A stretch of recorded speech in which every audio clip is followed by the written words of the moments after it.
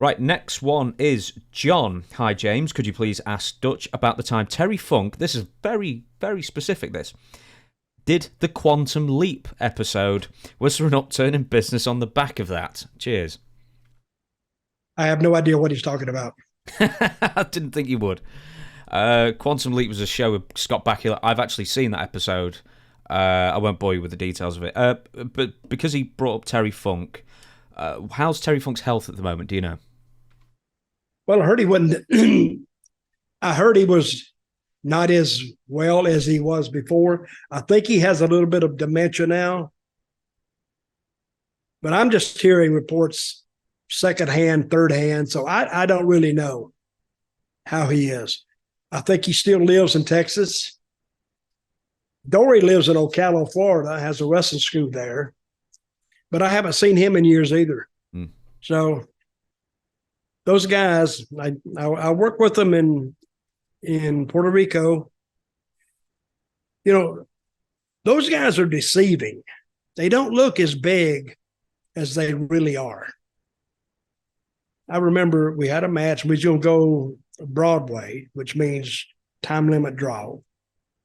And we had a big show that week. We was on one of another, we was on, I think, Ponce, Puerto Rico, which is about an hour and a half from San Juan. And I remember right at the end of the match, he said, "Clothesline me." And I shot him, and I don't know what happened, but I hit him right in the chin. And then he went down and he hit his head. And it knocked him out. Oh, and he told me the next day, he said, "Wow, man, you really laid that clothesline in." And I said, "Oh, I'm sorry, Terry. I'm sorry, sir." but he had some great stories. Dory wasn't the talker. Terry was the talker. And if you didn't know that they were related, you couldn't tell they were brothers at all. But they were solid. I had a match with, when I took the book over in Florida, I was talking about a little earlier, I replaced Dory in Florida. So for him to kind of give me a head start of getting over a little bit, Terry did the honors for me. He put me over everywhere. But Dory was very, very physical. You wouldn't think by watching him that he is, but he weighed about 240, maybe a little more. And he would do those, the British call them lifters. You know, it's like an uppercut, but they catch you with this part of their arm. My God. And I remember the last month before Dory was leaving, I had him like every night. And he would hit me with about 6 or 8 lifters every match. I mean, they would jar you. They wouldn't knock your breath out. But I mean, it was like, ow. And he'd make full contact. And it would rattle you. So the first night I worked with him, I knew I had still 20 more matches at least to go with him. So I sat down one night and I says, 20 matches at 6, an average of 6 lifters a night, 120 and 120 lifters to go. It's not that I couldn't take them, but you knew you was in a match. I mean, if you can say what you want to about wrestling, but it is a physical endeavor. And you take some of those guys, and even you think it's hard and solid, they're still working with you. And you think, what if he really wanted to lay that thing in? He knocked me into next week. So, but Dory taught me a lot about the wrestling business. Terry did too. And Terry was great to make trips with because he would tell these stories. I can't tell this story on him. I'll tell you later. I wish I could tell everybody, but I can't. But he would tell the damnedest stories, and he would laugh the biggest. And of course, they were funny. I mean, even if it wasn't funny, the way Terry told the story, oh, it was great. And Terry, who thought Terry was like the greatest in the world, was Eddie Gilbert. And we'll talk about him probably in some upcoming episodes. But Eddie Gilbert patted himself off two guys, Jerry Lawler and Terry Funk. So I'm watching him one night in a spot show, and I'm sitting back there. And the first, like, he was going to go about 20 minutes.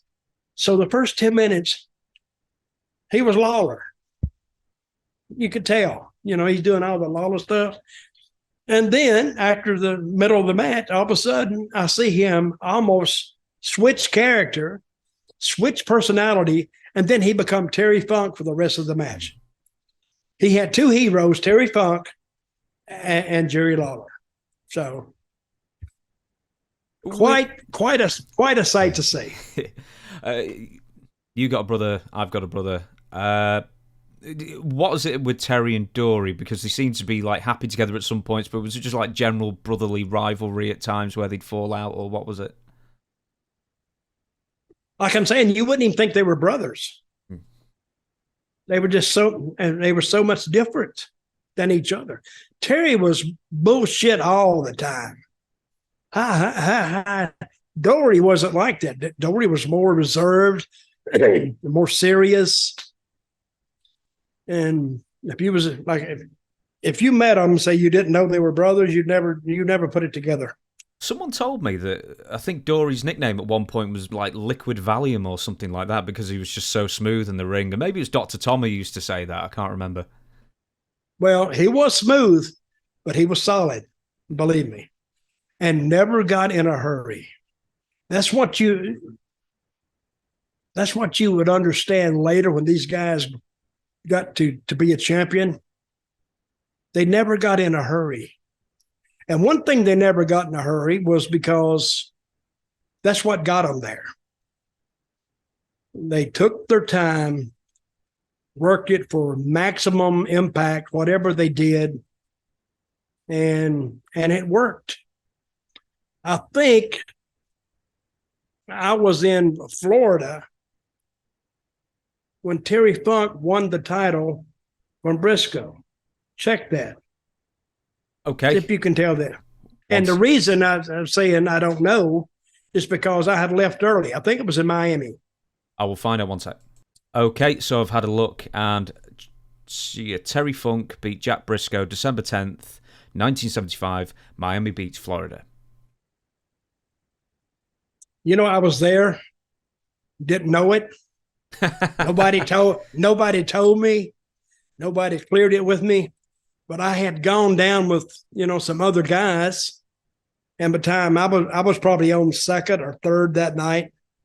And the guys I went with were like on fourth or around me. So we'd all get through early. And it was a championship match. And I don't even think I heard anything about it the next day. I think I heard about it like a fan. I think I heard about it on TV. I said, what? They swapped the title. They changed the title in Miami because, and if I'd have known that, I would have actually stayed to watch the match. But like I said, I've said it here, it was a long way to Miami. And then you have to go all the way across Alligator Alley through the Everglades. I used to pray that my car never broke down in the Everglades. Because you only got like thousands of gators around you. And if they smell you, they'll come looking for you. You'd have to get on top of the car. And they can climb cars too. So. And you drive at night? Oh, man, it was brutal. Brutal.